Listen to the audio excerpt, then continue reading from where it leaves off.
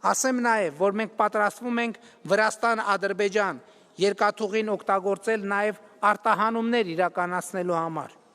Հույս ունեմ առաջիկայում Հայաստանի համար արտահանման հասցե կդառնա նաև Ադրբեջանը։ Իսկ Հայաստանը Ադրբեջանից արդեն ներկրում է նավթամթերք, ինչը մեր շուկայում նավթամթերքի գների նվազման առիթ դարձավ և կոտրեց նավթամթերքի շուկայում տասնամյակներով հաստատված մենաշնորհները։ Ուզում եմ շնորհակալություն հայտնել նաև Վրաստանի վարչապետին, Հայաստանի և Ադրբեջանի միջև երկաթուղային հաղորդակցությանը և ընդհանրապես խաղաղության գործընթացին աջակցելու համար։ Հարգելի ներկաներ, հատկապես միջազգային հարթակներում ինձ շատ են հարցնում, թե ինչու այնուամենայնիվ 2025 թվականին Հայաստանի և Ադրբեջանի միջև խաղաղությունը հնարավոր դարձավ, իսկ նախկինում այն հասանելի չէր։ Ինչն է դրա պատճառը, ինչը փոխվեց այնուամենայնիվ։ Նախ իհարկե էական և շրջադարձային էր Միացյալ Նահանգների նախագահ Դոնալդ Թրամփի անձնական ներգրավվածությունն ու նախաձեռնությունը։ Երկրորդ գործոնը, որ հնարավոր դարձրեց խաղաղությունը, Հայաստանի և Ադրբեջանի վերջին առնվազն 100 տարվա պատմության փոխկապվածության գիտակցումն էր։ 1918 թվականին Հայաստանը և Ադրբեջանը անկախացել են նույն օրը։ 2 տարի անց 1920 թվականին անկախությունը կորցրել են ամիսների տարբերությամբ։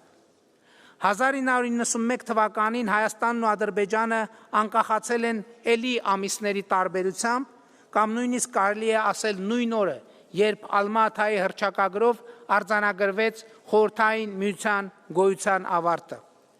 1920 թվականին հայ-ադրբեջանական բախումները այն առանցքային գործոնն էին, որոնք երկու երկրներին հնարավորություն չտվեցին պահպանել անկախությունը ու զարգացնել այն։ Հիմա մեկ դար անց մենք ապրում ենք էլի նույնքան բարդ տարածաշրջանում և աշխարհաքաղաքական հեղեղները, ինչպես 20-րդ դարասկզբին, այնպես էլ հիմա չեն խնայի մեզ, եթե ինքներս մեր մասին հոգ չտանենք, որովհետև հակամարտությունը, թշնամանքը այն վիրուսն են, որը կուրացնում է մեզ, խոցելի է դարձնում մեր անկախությունն ու պետականությունը, մեզ գայթակղիչ թիրախ է դարձնում աշխարհաքաղաքական մահացու հիվանդությունների համար։ Եվ ուրեմն մեր ճակատագրերի ռազմավարական փոխկապվածության գիտակցումն է այն մյուս էական գործոնը,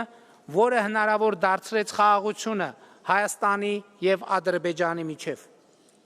Տարընթերցումների տեղ չտալու համար ընդգծեմ, որ սա իմ անձնական կարծիքն է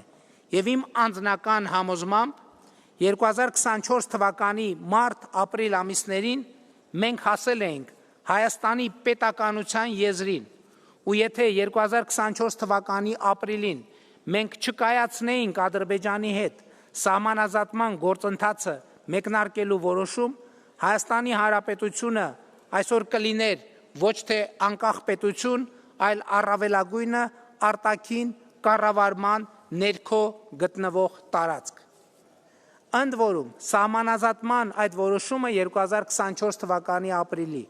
կայացնելը շատ դժվար էր։